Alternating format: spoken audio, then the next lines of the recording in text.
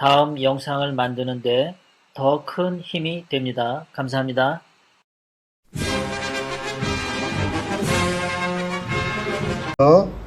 대선 후보 단일화를 위한 시민운동을 주도하고 계신 박태우 국제정치학 박사께서 정권을 되찾기 위한 야권 후보 단일화의 당위성에 대해서 말씀해 주시겠습니다. 네, 우리 존경하고 사랑하는 애국 동지 여러분, 그리고 해외 동포 여러분, 제가 오늘 우리 윤영 교수님이 와 계신데 먼저 발언을 해서 죄송합니다. 이따 4시에 서청대 앞에서 또 제가 만드는 정권 교체를 위한 자유국민전선 기자회견이 있어서 먼저 가서 이렇게 송구스럽게 됐습니다.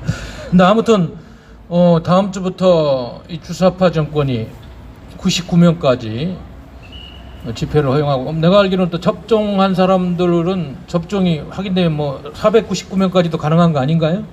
뭐 이렇게 한다는데 나는 그 얘기를 듣고 얼마나 할까? 또 뭐 1, 2주 하다가 또 갑자기 확진자 수 많다고 뭐 이렇게 하지 않을까, 이런 우려가 앞서요. 그동안에 여러 가지 해온 걸 보면은. 그러나 아무튼 이 자유우파, 보수우파의 목소리를 홍보할 수 있는 수단이 확보됐다는 것은 대단히 참 다행스러운 일이다. 특히 대선을 지금 4개월 10일 정도 남겨놓은 시점에서 그렇게 우리가 목소리를 단합해서 내고 대선 전략을 조금은 더 국민들과 함께 온라인상에서만 해서는 한계가 있으니까 오프라인상에서 할 수 있다는 게 다행이다는 말씀을 먼저 드리겠습니다. 아마 11월 5일이면은 이제 국민의힘당 후보가 결정이 되는데, 지금 현재 뭐 추세로 보면은 윤석열 후보나 홍준표 후보 뭐 둘 중에 하나 되는 걸로 나옵니다만은, 각종 여론조사에 보면 이 야권의 대선 후보에 대한 비호감도가 거의 뭐 60%에 가깝고, 이재명 씨는 뭐 말할 것도 없고요. 그쪽 이야기는 하기도 싫습니다만, 하여튼 우리가 애정을 가지고 해체류를 때려서 뭔가 만들고 그릇을 빚어가지고 작품을 만들어야 되는 야권 얘기만 하면은 비호감도가 어떻게 60% 가까이 나오는, 이 헌정사상 이런 선거는 처음인 것 같아요. 왜 그런가 한번 이렇게 우리가 곰곰이 분석을 해보면은 이렇게 엄청난 내후외환의 시대에 크나큰 국가적인 과제들이 막 지나가고 많은 국민들이 걱정을 하는 사안들에 대해서 대통령 후보들이 처방도 못 내고 분석도 안 되고, 그리고 이 여권의 잘못된 모든 노선에 대해서 비판할 수 있는 역량과 그리고 내공들이 없는 게 아닌가. 기껏해야 서로들 전당대에서 표의돼서 후보가 되려고 남 홈짓이나 내고 이런 작태들을 지금 계속 하고 있는 걸 봐 아주 짜증이 납니다.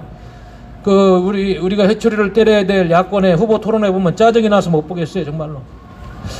그런 걸 보면서 우리 국민들이 그동안에 정치인을 좀 키우고 해초리를 때려서 이렇게 하는 거에 너무 소홀하지 않았느냐, 그런 반성의 마음을 가져보는 것도 사실입니다. 아무튼 이제 11월 5일이 지나면은 일단 큰 정당 제1당, 제2당은 대선 후보 전국이 전선이 형성돼서 이제 치고받는 전국이 될 텐데, 제발 그때라도 우리 국민들이 원하는 그런 주제와 담론을 가지고 본질적인 처방을 내고 대한민국을 살리는 그런 결기 있는 모습을 보여달라. 국민을 대신해서 제가, 특히 야당을 대신해서, 자유우파를 대신해서 한 말씀 드리겠습니다. 어제 로마에서 이제 문재인 씨가 교황청에 가서 교황을 만난 자리에서 제가 보니까 한 20분 만났는데 통역 빼면은 한 10분 되나요? 짧은 시간에 결국은 거기서 이제 한 이야기가 교황 보고 북한 좀 방문해 달라는 이야기인데, 대한민국 대통령이 할 이야기가 맨날 그런 거밖에 없나. 나는 또 어제 또 답답한 마음을 금할 필요 없어서 그거 이야기하자마자 미국에서 국무부 전 정책실장이나 한반도 관련 그 인사들이 말해, 교황이 북한 가가지고 무슨 효과가 있느냐부터 해가지고 아주 비판이 그냥 막, 안에서는 안 하는 것보다 못한 말이죠. 그 소중한 외교를 하는 자리에서 우방국들한테 비판받고 말이죠.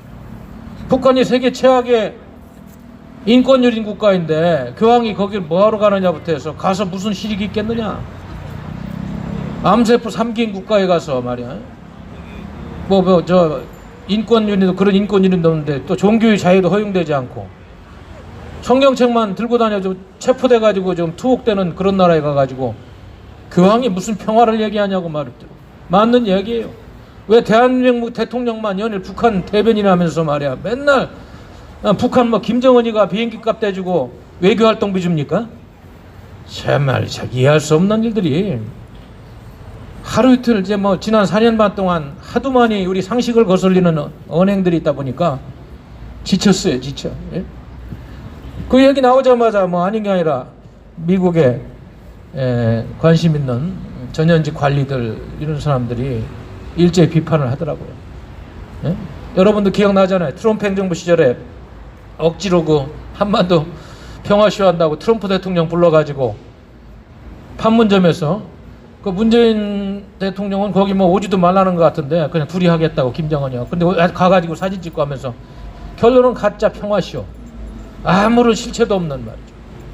대한민국 국익에 요만큼도 도움이 안 되고 북한한테 시간 벌어져가지고 핵무기 숫자나 늘리는 이런 일을 임기 마지막까지 저 청와대 앉아가지고 대한민국 대통령 했어야 되겠느냐? 참 심히 비판하지 않을 수 없습니다.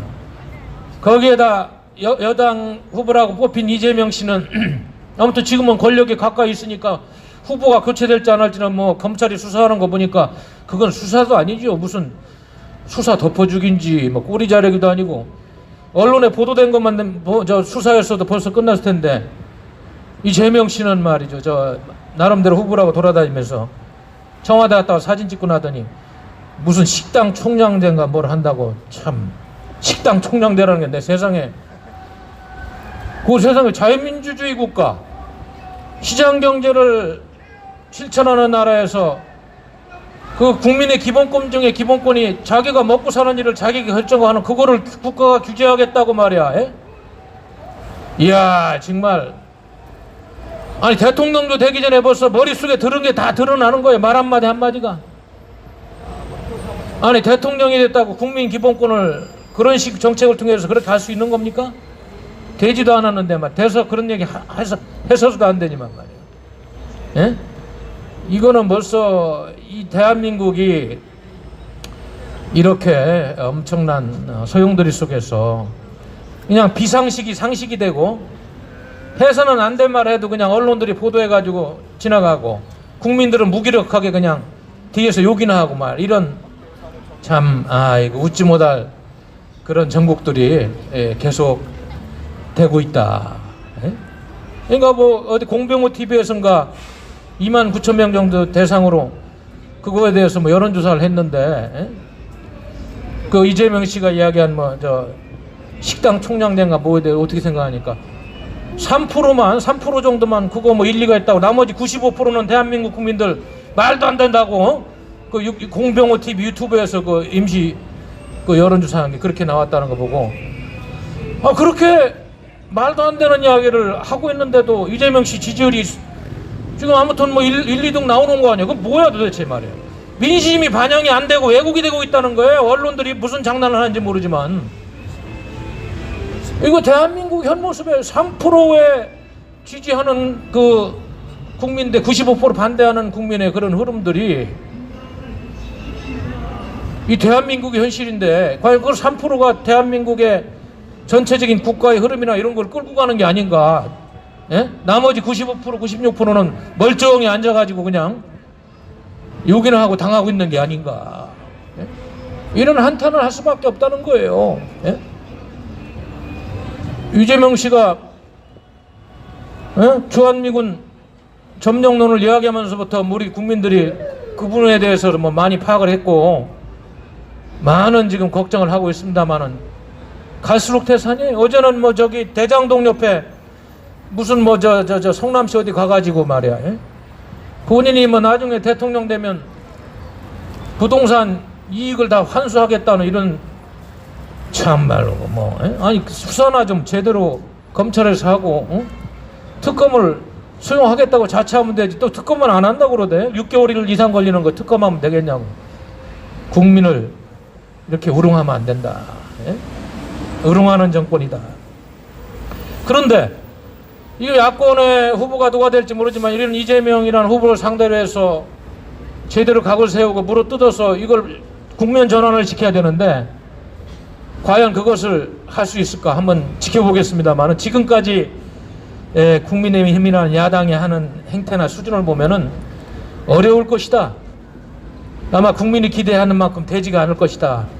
그렇게 희망하고 그렇게 하라고 제가 항상 촉구하고 있습니다만은 쉽지는 않을 것이다. 이런 말씀을 드리는 거예요. 우리 존경하고 사랑하는 애국 시민 여러분, 대동포 여러분, 이제 제발 좀 지난 1, 2주간에 아주 그 대한민국 자유보수 우파에 또 멍들게 했던 종전선언 논의 뭐 이런 거는 좀 이제 그만했으면 좋겠어요. 이제 미국에 지난주에 엊그제죠. 제이크 설리반 미 백악관 국가안보보좌관이 명확하게 아주 외교적인 용어를 사용해가지고 조목조목 그리 했는데도 또 이 정부가 그 이야기를 하면 이거는 정말 누구 말대로 정말로 정말 왕따 당하도 지금도 국제사회에서 왜 대한민국 외교 사령탑들이 정말 할 일이 많은데 왜 저런 얘기를 하나 이런 질문인데 한여름에 뜨거운데 손바지 입고 춤추는 격이 되면 대한민국 국가의 이건 어디 가서 찾는 거야? 예? 지금 저기 청와대 보니까 참 이 가을 풍경이 기가 막힙니다. 단풍 들고 저 명당 자리에 앉아가지고 어떻게 하면 대한민국을 살리고 이 국민들을 위해서 일을 하고 저 악독한 김정은 독재 정권 끝장내고 우리 고통받는 북한 주민들 2200만 해방해가지고 자유통일국가 이럴까 고민해야 되는데 저기 앉아가지고 어떻게 하면 북한의 독재 정권 연장해가지고 말이죠. 그 우리 불쌍한 동포들 개돼지처럼 사는 거 연장할까 이런 국류들이 하고 있는 말이에요. 저런 정권을 국민들이 쳐다보는 게 한심하다 이거야 내 얘기는. 예? 내년 대선에서 그런 정권 연장되면 여러분들 어떤 모습이겠어요 우리가 정말로. 이건 생각도 하기 싫습니다. 생각도 하기 싫은 그런 정국에 얼마 안 남았어요 이제 4개월 뒤에. 그래서 국민들이 좀 정신을 차려야 된다는 얘기를 하는 거예요. 여러분 북한 체제 보세요. 요즘은 뭐 김정은이라는 그 젊은 친구가 할아버지 아버지 사진도 떼버리고 회의장에서 김정은이즘이라 김정은주의라고 새로운 사상 통제 체계를 만들어 가지고 말이요. 무슨 뭐 인민대중 뭐 제일주의니 뭐니 하는데 이제 지난 70년 동안 우리 한민족을 상대로 그 정도 사기쳤으면은 근데 그만 좀 해야 되는데 더 사기치겠다고 핵 만들어 가지고 연일 국제사회를 상대로 기만하고 말이죠. 얼마 안 남았지만은 아니 거기서 고생하는 동포들이 불쌍하잖아. 우리 대한민국 국민들이야 그동안에 이승만 박정희 대통령 잘 만나가지고 그거 가지고 먹고 살고 일하고 있지만 북한 동포들은 뭐해요 도대체? 예? 정치범 포로수용소에서 20만이 그냥 개돼지처럼 사는 게 사람과 취급도 못 받고 대다수 국민들은 바깥 세상에서 뭐가 돌아가는지도 잘 정보도 접하지 못하고 그런 정권을 연장해주겠다고 계속 평화타령하는 이 정권 내년에는 당장 숨통을 끊어야 될 거 아니야 여러분. 이 대선의 의미가 경제적인 측면에서만 있는 게 아니야. 민생고도 이루 말할 수 없고 정말 우리 서민들이 피골이 상접해 있지만은 나는 그거보다 더 중요한 것이 과연 내년에 대한민국 자유민주주의 체제 헌법 체제를 지킬 수 있느냐 그것이 더 소중한 겁니다 여러분. 오늘 뭐 내가 새벽에 신문을 보니까 많은 신문들이 진영 논리를 이야기하고 그러는데 그거 가지고 안 돼요. 분석이 진영 논리가 아닙니다. 체제 전쟁입니다. 내년에는 대한민국 헌법을 지키는 자유민주 체제가 승리하느냐 아니면 지금 이재명이나 문재인 씨가 추구하는 그 사회주의 연방제 세력 우리 정치학자들이 사회학자들이 이야기한 유사 전체주의가 되냐. 일대 생명을 건 전쟁인데 언론들이 무슨 진영 논리 가지고 진단해서 되겠어요 여러분. 존경하고 사랑하는 애국 동지 여러분 그리고 서울 시민 여러분 이렇게 하루하루 3구 대선의 시간이 다가오면서 우리 자유우파 인사들은 잠을 잘 수가 없습니다. 그래서 하나도 둘도 국민의힘의 후보가 누가 되든 전체 야권은 똘똘 뭉쳐서 이 대선을 승리를 이끌 수 있는 그런 전략을 마련해. 그래서 제가 며칠 전에도 얘기했어요. 지금부터 지난 총선의 뼈아픈 교훈을 되새겨서 전체 야권은 모든 정당 지도자들을 만나서 연석회의를 시작해서 전략을 이야기하겠는다. 그것도 안 하면서 내년 작년 총선에서 실패한 분열된 모습으로 각자 치고받아가지고 국민의힘도 정신 차려야 돼. 그런 대선 안 됩니다. 내년에 어차피 49대 51게임으로 갑니다. 내년 2월 되면. 지금은 뭐 대장동 게이트니 뭐니 해가지고 되는 것 같습니다만은, 범야권 모든 정당들은 군수정당이고 뭐 할 거 없이, 그리고 시민단체 지도자들은 다 모여서 연석회의 해가지고 저기 파고당원에서 일제시대에 3.1운동 했듯이 모든 지도자들이 모여서 나라가 마지막 망하기 직전에 이 나라를 어떻게 구원하고 모든 욕심을 버리고 마음을 비우고 연석회의를 통해서 전략을 마련해야 된다. 어떻게 마지막 후보를, 우리가 단일화된 후보를 만들어서 이 좌파 정권을 끝장내고 대한민국을 구할 것인지, 그런 노선으로 가야 된다. 이 박태우는 그렇게 주장합니다. 여기 지나가는 우리 시민님이 말씀하셨습니다. 박근혜 대통령의 문제 언급하지 않고 대선 치를 수 없어요. 이중설기처럼 정신 나가가지고 탄핵이 정당했다는 이자들 가지고 전거 안 됩니다. 내년에 분명히 우리가 그걸 알고 범야권 모든 정당 지도자들의 연석회의를 제청합니다. 그것만이 단일화된 재선 전략을 만들 수 있는 전초년이다. 대화도 안 되는 세력들이 분열돼가지고 내년 선거에서 어떻게 이긴다는 거야? 도대체 이해할 수가 없다. 오늘 아침에도 제가 박태우 TV에서 1시간 동안 비슷한 이야기를 했습니다만, 그런 거를 마음을 비우고 다 할 수 있는 보수의 지도자들, 오직 국가를 위해서 내년 대선 때까지라도 다 내려놓고 승리할 수 있는 대선 전략을 만드는 그런 보수권의 정당, 각 시민단체 대표들이 되길 바라면서 오늘 연설을 마치겠습니다. 감사합니다. 예, 박태우 교수님 좋은 말씀 감사합니다. 문재인이가 어디 청와대 가만히 앉아있나 했더니 벌써 그새 로마 교황청 가서 또 국제 망신을 또 떨고 있네요. 이런 일이 종식되려면은 내년 대선에서 우리 국민들이 정신 똑바로 차리고 압승을 할 수 있도록, 그래서 정권을 되찾아올 수 있도록 그렇게 분발을 해야 될 것 같습니다. 자, 다음은 전국대학 구국동지회 강군열 회장께서 지금 죄송합니다. 예.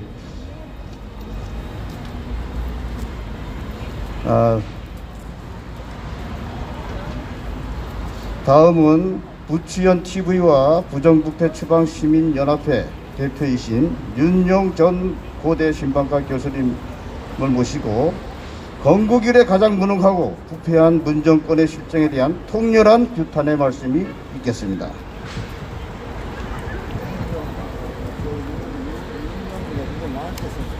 네, 안녕하십니까. 저기 앉아 있는지 아직 저는 외국에 갔나요? 안 가나? 지금 아직도 한국에 있죠? 예, 저기 도둑놈. 예, 아주 나라 아주 몽땅 해먹는 저놈. 예, 지나가시는 행인 여러분, 그거 하나 명심해 주세요. 문재인이 나쁜 놈이다. 도둑놈이다. 그리고 다음 대통령 후보도 도둑놈 뽑았다. 그거 제발 알고서 지나가 주세요. 그리고 지난 4.15 총선 그거 가짜였다. 그거 조작했다. 그거 밝혀야 된다. 그거 꼭 기억해 주시고, 그리고 나라 망친 게 그 효과가 금방 안 옵니다. 여러분들 별로 생활하시는데 지장이 없으시니까 그냥 다 평온하게 지내시는 것 같은데, 사실은 엄청난 태풍이 이제 불어닥칠 겁니다. 5년간 해먹었어요, 저놈이. 예? 5년간 해먹었습니다.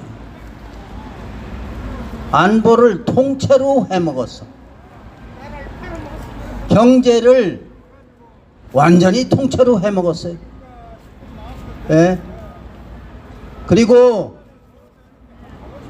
대장동 같이 해먹었는지 그건 아직 모르는데, 그런 도둑놈을, 대장동 도둑놈을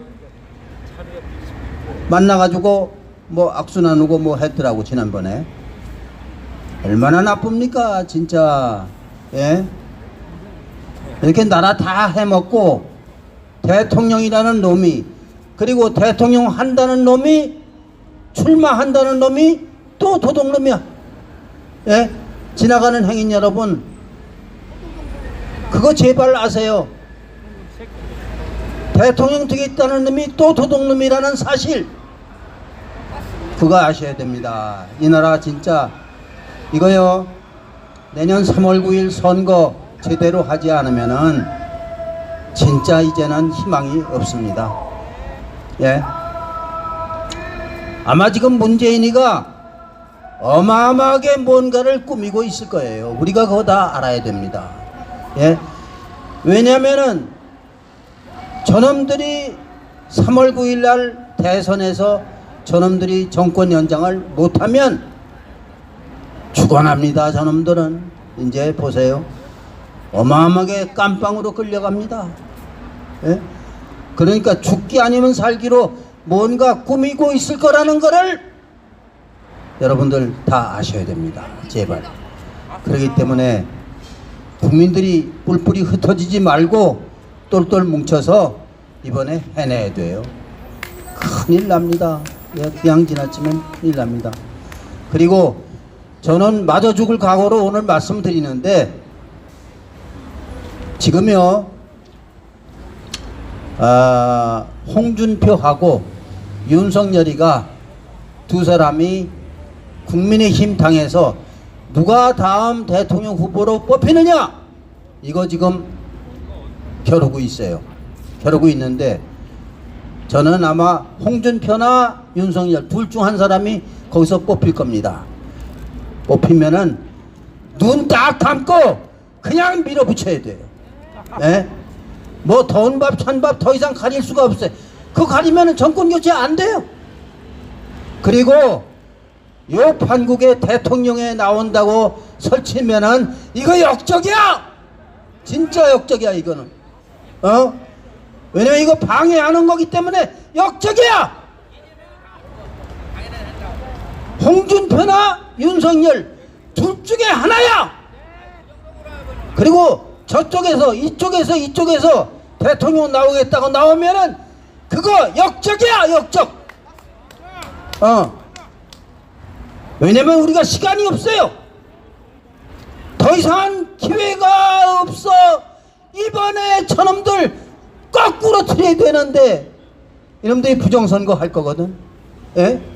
그러면 표 차이가 어마어마하게 많이 나야 돼요. 부정선거 하고도 아무리 해도 모질할 정도로 표 차이가 나게 하려면은 여기서 나오고 저기서 나오고 저기서 나오면은 이거 다 망해. 정권 교체 못해. 그러니까 여러분들 정권 교체 대열에 서시겠습니까? 안 서시겠습니까? 안 설려면 저놈 지지하세요. 또 여기 불쑥 튀어나온 놈 지지하세요. 마음대로 하세요. 역적질 하시려면 그렇게 하시라 이거야. 지금 단군인의 최대의 도둑놈 문재인, 요놈 몰아내기 위해서 우리가 얼마나 힘들었습니까 그동안에. 못 몰아냈어요. 왜냐하면 야당이 분열됐기 때문에 밀어내지 못했습니다. 근데 이 귀중한 마지막 선거판까지 우리가 힘을 합치지 못하면은 우리 다 죽어야 돼. 이제는 다 우리들 책임입니다. 그러니까 다시 한번 제가 말씀드리는데, 제가 맞아 죽어도 좋아요. 나 때리고 싶은 사람 오세요. 내 멱살 잡을 사람 오세요.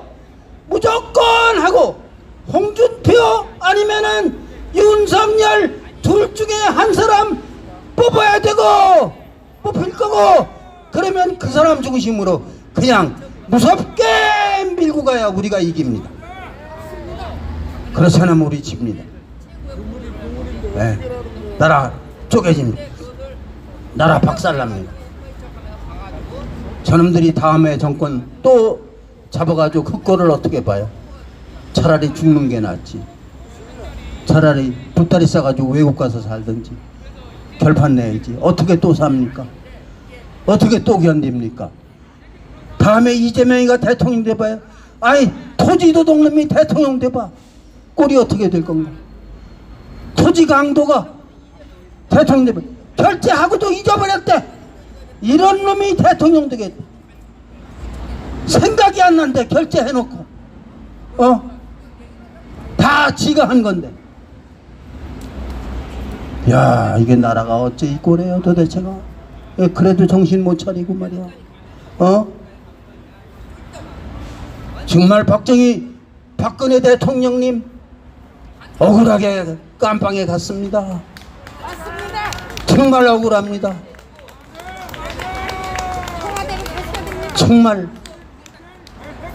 정말 억울하고 분해요.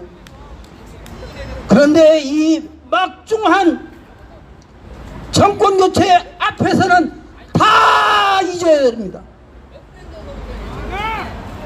감정, 골 깊은 감정, 뭐고 다 잊어버리고 무조건 홍준표냐 윤석열이냐 둘 중에 하나를 밀어야 됩니다. 저는 맞아 죽어도 좋아요. 제가 드린 이 말씀 역사가 증명해 줄 겁니다. 우리가 분열되면은 100% 정권 교체 못해. 여러분들 정권 교체를 원합니까? 원하지 않습니까? 원하면은 홍준표가 미워도 윤석열이 아무리 씹어먹을 정도로 미워도 밀어야 돼. 무조건 눈 딱 감고 밀어붙여야 정권 교체합니다. 지나가는 시민 여러분, 문재인 도둑놈한테 얼마나 우리가 시달렸어. 얼마나 우리가 뜯어먹혔어. 얼마나 우리가 사기당했어. 어떻게 이 꼴을 더 당해. 또 3월 9일부터 5년이 또 남았는데 어떻게 그 꼴을 또 당하냐 이거야. 우리가 쪼개 갈라지면 절대로 정권 교체 못해요. 정권 교체 땡 끝나. 이런 무시무시한 현상이 우리 앞에 지금 4개월 앞으로 다가섭니다. 비장한 각오를 해야 됩니다. 나도 누구라고 얘기를 안 하지만은 홍준표, 윤석열 둘 중에 하나 나도 싫어. 진짜 어떤 때는 찢어 죽이고 싶어. 진짜 어떤 때는 씹어먹고 싶어. 그러나 땡 후보가 결정되면 다 잊어버려야 됩니다. 일단 정권 교체 한 다음에 따질 건 따집시다. 감사합니다. 안녕히 계십시오. 네, 윤영 교수님 아주 속 시원한 말씀 감사합니다. 11월 5일날 야당 야권 대선 후보가 결정된다고 그러네요. 하여튼 누가 되든지 간에 단일화가 되면은 무조건 밀어붙여야 정권 교체가 될 수 있습니다. 우리가 그것을 꼭 실천해야 되겠습니다. 자, 다음은 육사 17기로 인간하신 이래 육군 소장으로 예편하신 후 김영삼 정권 시절 국방차관을 훌륭하게 역임하신 이정민 장군님을 모시고 당면한 우리의 안보 현실과 우리의 역할에 대한 말씀을 들어보시도록 하겠습니다. 저 뒤에 잘 들리십니까? 잘 들려요? 예. 요전에 그 윤영 교수님이 말씀하셨는데 저는 전적으로 공감을 하고 아주 옳은 말씀하셨습니다. 한번 박수 한번 해주시기 바랍니다. 수고하셨어요. 수고 아주 많이 하셨습니다. 그 유병현 장군님 지금 돌아가셨습니다만은 그분이 합참의장까지 하시고 미국 주미 대사를 8년간 하셨어요. 그래서 제가 그분의 부관도 하고 보좌관을 했기 때문에 미국의 대통령 선거는 어떻게 이루어지는 건가, 우리하고 뭐이 다른가, 그거에 대해서 여쭤봤더니 미국서도 공화당이나 민주당이 그 후보가 되는 과정에서 보면 아주 극렬하게 싸우기 때문에 저 당이 깨지는 거 아닌가, 저거 아무래도 깨질 것 같다, 이렇게 걱정을 하는데, 한 사람이 되고 나면은 그 진 사람이 제일 먼저 올라가서 지지 찬성 발언을 하는데, 내가 진 게 마땅하다, 지금 된 사람은 나보다 낫다, 이 사람이 대통령이 당선되도록 내가 최선을 다하겠다, 이렇게 하더라고요. 그래서 그 한 사람이 되는 순간에 당이 단결이 돼가지고 일치 단결을. 아까 그 우리 윤영 교수님이 말씀하신 대로 우리는 반드시 이번에 정권 교체를 해야 되는데, 누가 되든 간에 되는 순간에 글로 일치 단결해서 직결을 해가지고 해야만 정권이 교체될 수 있다, 저도 그렇게 확신하고 있습니다. 제가 며칠 전에 조선일보에 투고를 했습니다마는, 이 대통령 선거 과정에서는 이 안보 문제가 가장 중심으로 다뤄야 된다. 그런데 이게 다른 이슈에 묻혀가지고 안보가 실종됐다 이거예요. 이 대통령의 가장 중요한 임무는 우선 안보를 튼튼히 해가지고 국민이 편안하게 살 수 있도록 하고, 이것을 바탕으로 해서 경제가 발전하고 이것이 돌아가도록 이렇게 매끄러야 되는데, 지금 안보 문제는 어디로 갔는지 모르겠다 이거예요. 근데 안보가 무너지면은, 다른 것이 잘못되면은 정권이 바뀌면은 고칠 수가 있는데, 안보가 한번 무너지면은 그것으로 갚버린다 이거죠.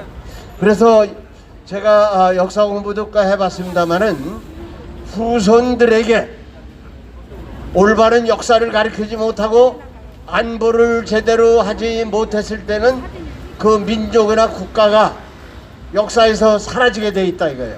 그래서 우리는 이번 대통령 선거 과정을 통해서 우리가 똑바로 못하면은 우리가 굉장히 위험에 처할 수 있다, 이것을 제가 말씀드리겠습니다. 우리 역사에 이렇게 보면 말이죠, 역대 임금 중에서는 뭐 세종대왕 건 뭐 더 설명을 드릴 필요가 없고, 그 이후에 가장 훌륭한 대통령은 이승만 대통령.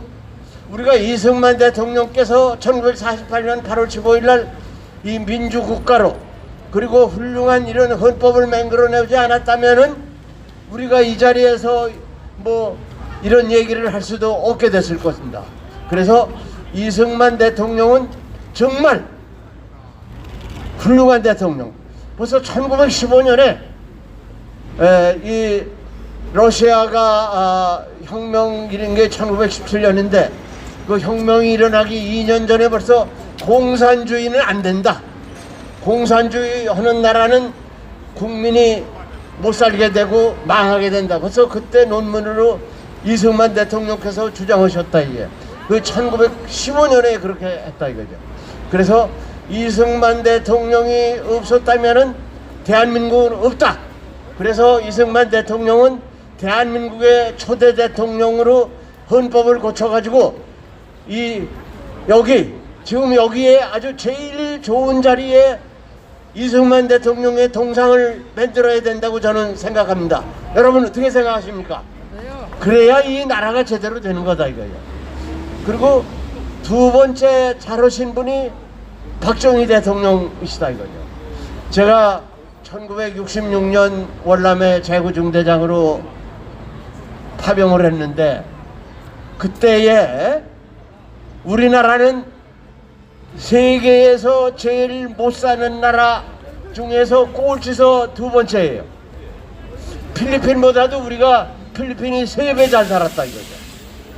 그런 상태에서 지금 어떻습니까?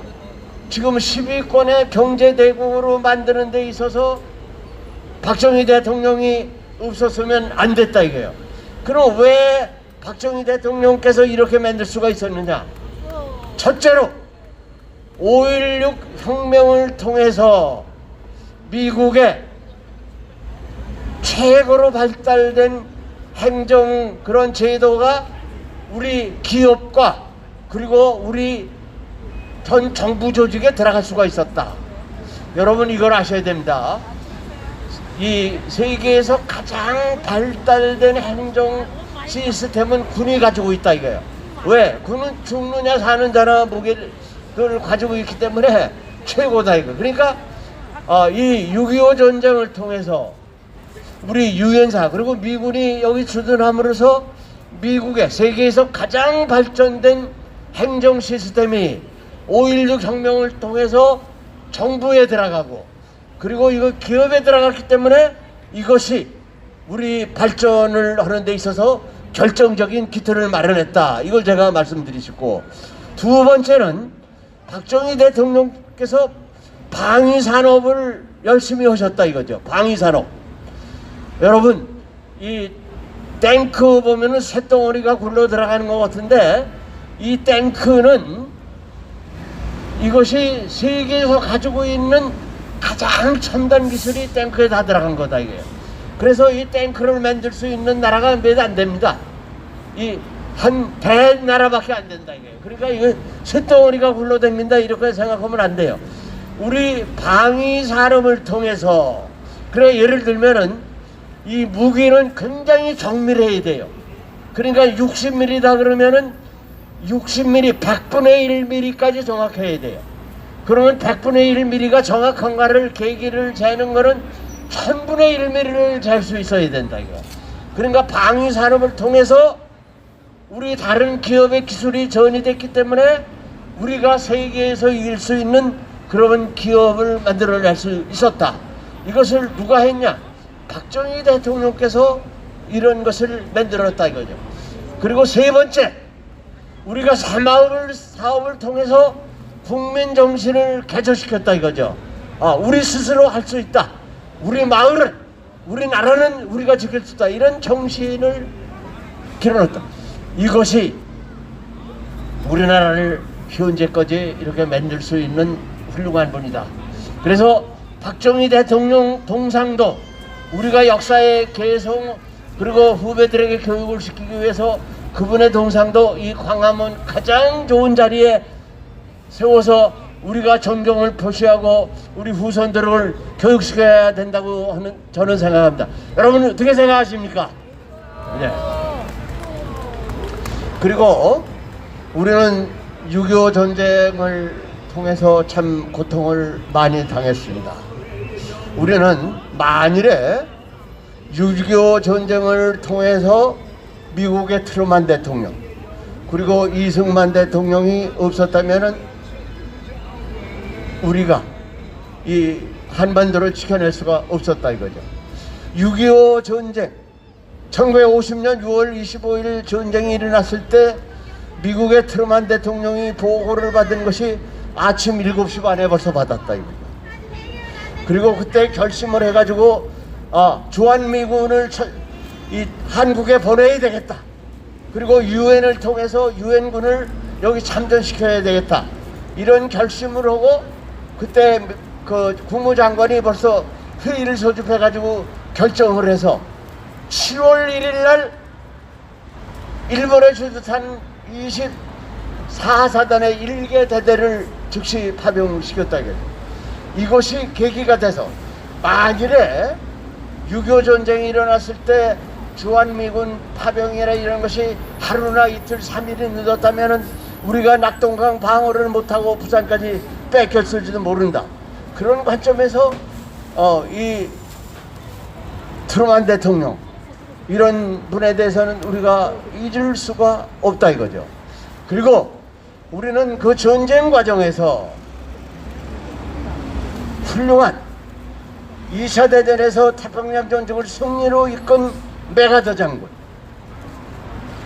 메가더 장군이 유엔 사령관으로서 한국 방어를 하는데 총지휘를 하고 있었고, 우리 백선엽 장군님, 그분은 이 낙동강 방어, 6.25 전쟁을 통해서 낙동강 방어가 이루어지지 않았다면은 인천 상륙 작전도 안 된다 이거죠.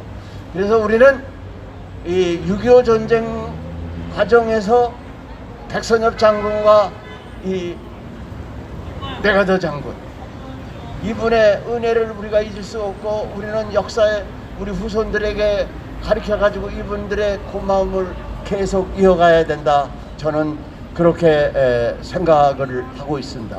제가 우리 5,000년 역사를 연구해 보면은 저는 가장 위대한 장군을 두 분을 꼽을 수 있습니다. 한 분은 이순신 장군이다. 이순신 장군은 원래 해군이 아닙니다. 그분은 육군이에요. 육군인데, 그리고 이순신 장군한테는 정부가 준 게 아무도 없어요. 본인이 그 병도 모집하고 뭐 이걸 해가지고 그 승리를 이끌어가지고 우리나라를 지켜낼 수 있었다. 그리고 두 번째가 백선엽. 저는 5,000년 역사에서 이 두 분이 가장 위대하고 우리나라를 지켜내는데 결정적인 역할을 했다. 저는 그렇게 생각을 하고 있습니다. 저는 이렇게 생각합니다. 뭐 이거 대통령 후보 나온 분 중에서 뭐 경험이 없다 있다 그러는데, 미국에도 그 대통령 후보로서 나와가지고 경선을 거쳐서 대통령 선거를 해가는 과정에서 이게 훌륭한 지도자로 양성이 된다 이거죠. 그래서 이번에도 이 경선 과정과 그리고 대통령 선거 과정을 통해서 안보 중요성을 인식을 시키고, 그리고 뭐를 해야 되느냐, 이것을 쭉 해가야 된다. 그렇게 하려면은 여러분들이 여기서 이렇게 모여서 하지만 이런 것이 점점 확대돼 가지고 국민의 목소리가 커져서 이 목소리를 듣지 않으면은 대통령이 될 수 없다, 이런 인식을 가졌을 때에 그 우리 말을 경청하게 되고, 그분이 대통령 되는 과정에서도 이것을 깨닫게 되고, 대통령 돼서도 그것을 공약으로 내세워서 지켜갈 수 있다. 저는 이렇게 생각을 합니다. 그리고 한 가지 더 말씀드린다면은, 저기 아까 어떤 분이 주한민국 철수 절대 반대, 그리고 한미동맹 강화 이렇게 하고 있는데, 요새 평화협정, 종전선언 이런 말이 많이 나오고 있습니다. 저는 이거에 대해서 국민이 똑바로 알고 이거를 제대로 방지를 하지 못하면은 우리가 큰 위험에 처할 수 있다, 이렇게 됩니다. 만일에 종전선언이 되고 평화협정이 체결됐다, 이렇게 가정을 한다면은 이어서 나올 것이 이제 종전선언이 되고 이제 평화협정이 체결됐으니까 유엔 사령부가 뭐 필요하냐, 이렇게 나올 거다 이거죠. 그리고 한미연합사가 뭐 필요하냐, 그리고 종전이 됐는데 왜 미군이 여기 있냐, 미군 나가라, 이렇게 나올 거라는 말이죠. 그래서 여러분들이 이렇게 알아야 된다. 종전선언, 평화협정은 주한미군 철수와 같은 용어다. 그러니까 종전선언, 평화협정 그렇듯 한 말이지만은 이것은 미군 철수하는 거구나. 그럼 주한미군의 가치가 이 학자들이 이렇게 말하고 있습니다. 이거는 돈으로만 따져도 1조 3천억 불에 해당된다 이거예요. 우리 1300조에 해당한다 이거예요. 그러면 이게 돈만 있으면 안보가 되는 거냐? 돈만 있다고 되는 게 아니다 이거죠. 그 중요한 무기를 사오려면 말이죠, 이게 10년 내지 15년이 걸려야 돼요. 그러니까 이 무기는 뭐 시장에서 사오는 거 아닙니다. 그 나라 실정에 맞게끔 오다메이드다 이거죠. 이거는 주문을 해가지고 맞도록 한다 이거예요. 그래서 이 막대한 가치를 우리가 그냥 흘려버리는 거다. 그리고 여러분들에게 마지막 말씀드립니다. 이 자라나는 세대에 대해서 올바로 그 역사를 가르치지 못하고 이렇게 했을 때 이거는 아까도 말씀드렸지만 그 국가와 민족은 계속 존재할 수가 없다. 그래서 여기 지금 모였습니다만 여러분들은 이걸 잘 정리를 해가지고 우리끼리 모여서 이렇게 얘기하는 것도 중요하지만은 우리와 생각을 달리한 사람 한 사람이라도 우리가 이걸 잘 전해서 우리하고 반대되는 생각과 입장을 표명하는 사람을 우리 편에 끌어들이는 것, 이것이 현 시점에서 우리에게 주어진 임무라고 생각합니다. 이렇게 했을 때 나라는 올바로 되고 이번 대통령 선거에서도 정말 우리나라를 올바로 이끌어 나갈 사람을 선택할 수 있다, 이렇게 생각을 합니다. 저는 기독교 신자입니다. 그리고 장로입니다. 그래서 저는 매일 기도를 합니다. 제가 장로신문에도 10월 1일 국군날에 우리 튼튼한 안보를 위해서 간절한 기도를, 이런 제목을 가지고 아주 이 특별 그 기고를 해서 전 그 우리나라의 교회에 그렇게 전파한 적이 있습니다. 서두에도 말씀드렸습니다만 또 조선일보에도 이 대통령 선거에서는 안보를 가장 중요한 이슈로 이렇게 해야 된다, 이렇게 합니다. 그리고 이 대장동 이 부동산 문제에 대해서 강군열 목사님이 요전 주에도 아주 자세한 설명을 하시던데 저는 부동산에 대해서는 잘 모릅니다. 그런데 제가 계속 이걸 연구해 보니까 이것은 이 공공으로 쓰겠다, 또 불쌍한 사람들에게 아파트를 지어주겠다, 그래서 그 국가 땅하고 이런 민간인 땅을 강제로 싸게 수용을 해가지고 이 공공 목적으로는 신용만 하고 이게 민간 분용으로 하니까 떼돈이 생겼단 말이죠. 이걸 주체를 하지 못해서 한 사람에게 50억만 놀아준 거다, 이게. 저는 이렇게 생각합니다. 군대에서는 말이죠, 그 부하가 잘못해도 책임을 집니다. 그러니까 고로성 전 육군총장 같은 분은 어느 사단의 내무반에서 조금 큰 사고 일어났다고 그래서 참모총장 사표 내고 나왔습니다. 왜? 이건 책임이다. 그래서 이번에 대장동 이 큰 부동산 투기 사건에 대해서는 이것은 그 지역의 책임자, 시장, 그리고 도지사 누가 했는지 저는 모릅니다. 그 사람은 우선 도덕적으로 책임을 져야 되고 정치적으로 책임을 져야 되고, 그리고 형사적인 책임은 이제 조사를 해서 나오는 대로 만일에 형사적인 범죄를 저질렀다면은 이건 우리 국가가 줄 수 있는 최고의 벌을 줘야 된다고 저는 생각하고 있습니다. 이거 국민들을 얼마나 실망시켰냐 이거죠. 그래서 이런 것들도 우리가 선거에서 올바로 투표를 했을 때 가능하다, 이렇게 생각합니다. 여러분 정말 존중하고 여러분들 하시는 일이 잘 성공되기를 바랍니다. 대단히 감사합니다.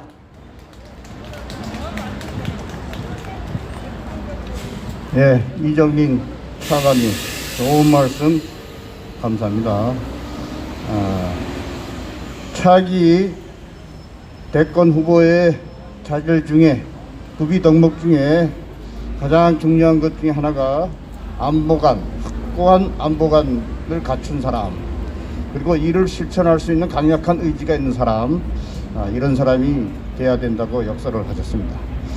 자, 이제 마지막으로 전국대학구급동지회 강군열 회장께서 화천대유의 몸통으로 거의 확실시되고 있는 이재명에게 속으면 대한민국은 끝장난다 라는 주제로 말씀해 주시겠습니다.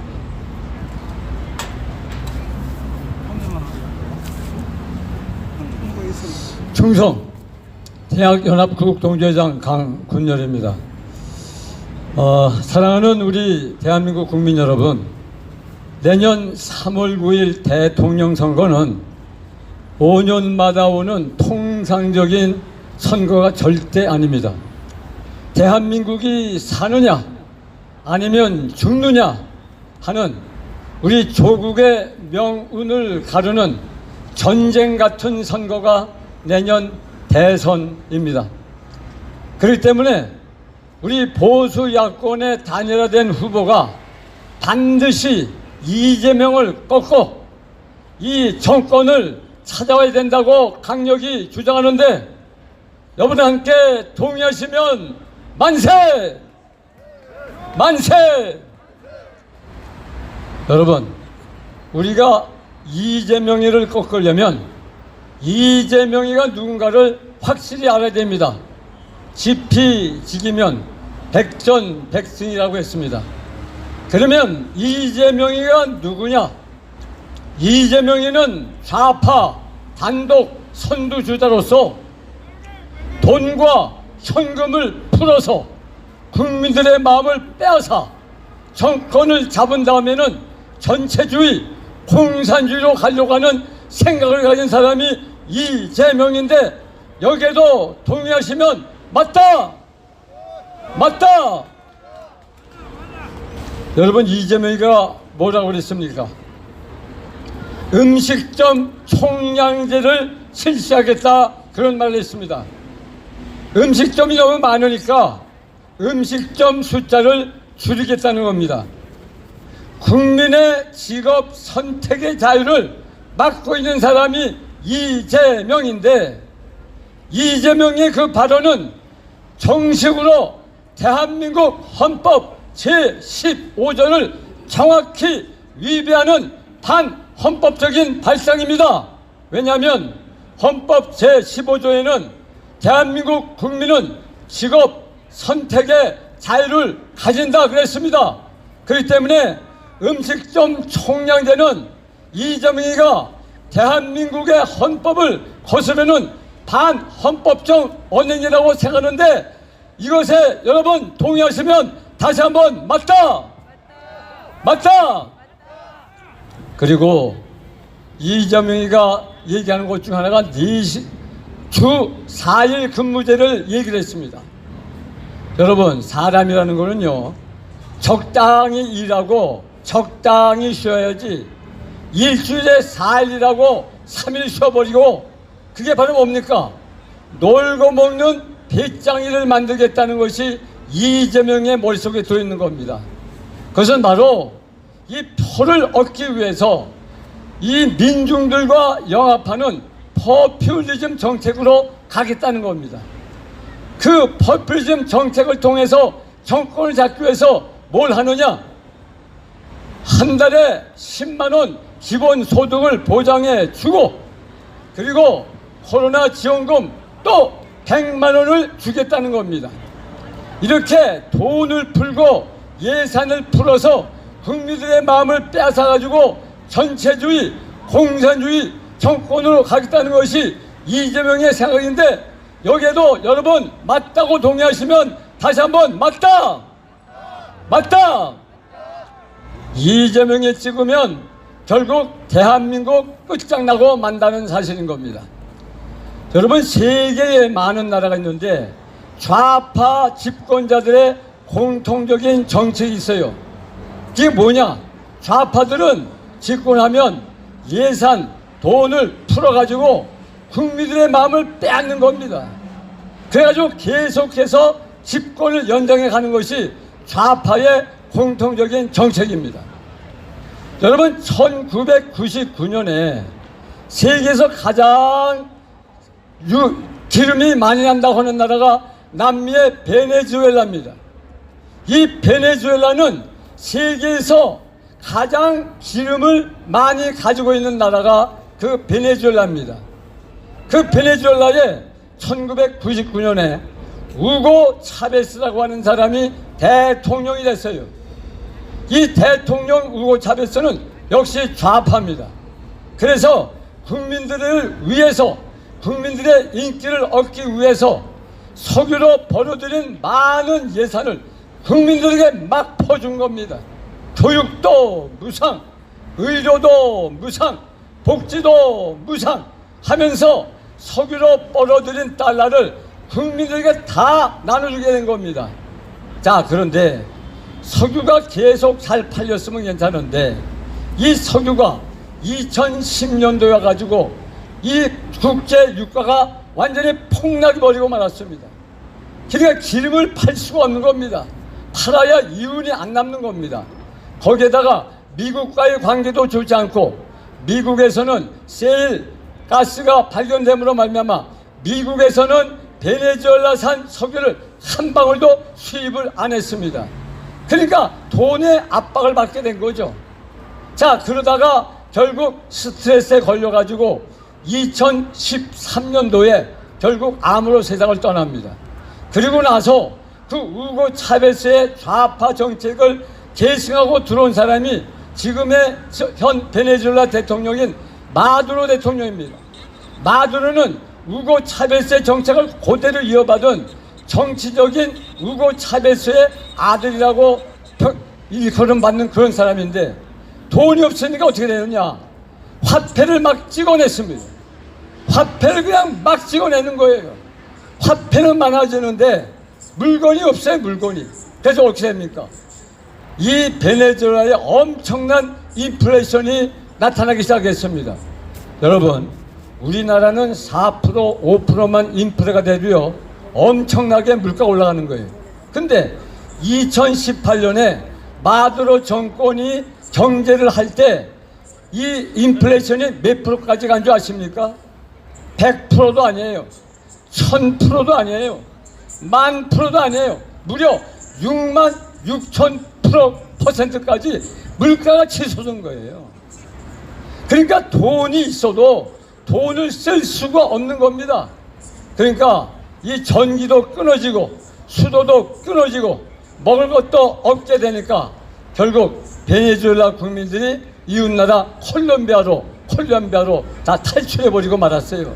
그게 좌파 우고 차베스와 마두로가 22년 이상 좌파 정책을 실시한 결과 가장 부유했던 나라 베네수엘라가 가장 가난한 나라로 전락해버리고 말았다는 겁니다. 그리스도 마찬가지예요. 그리스도. 이 1981년도에 파판 두레르라고 한 사람이 이 그리스의 수장이 됐어요. 이 사람 역시 좌파인데 그 자기 참모들에게 지시했습니다. 국민들이 원하는 것은 다 해줘라 말이야. 국민들 바라는 거는 현금으로 다 해줘라. 그래가지고 공무원연금도 만들고 그 다음에 군인연금도 만들어가지고 막 퍼주는 거예요. 경제가 발전하지 않고 고용이 떨어지니까 공공 일자리를 만들랍시고 공무원 숫자를 활짝 늘렸어요.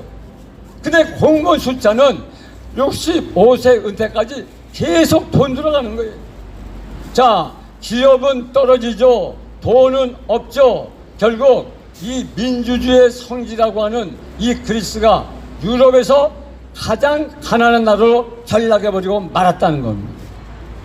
이게 세계 좌파 정권의 공통적인 현상이에요. 돈을 풀고 현금을 뿌려서 국민의 마음을 빼앗아서 정권을 탈취한 다음에는 이 경제를 완전히 망가뜨려가지고 가난하고 찌든 그런 나라로 다 망쳐버리고 말았다는 겁니다. 여러분, 이재명도 마찬가지입니다.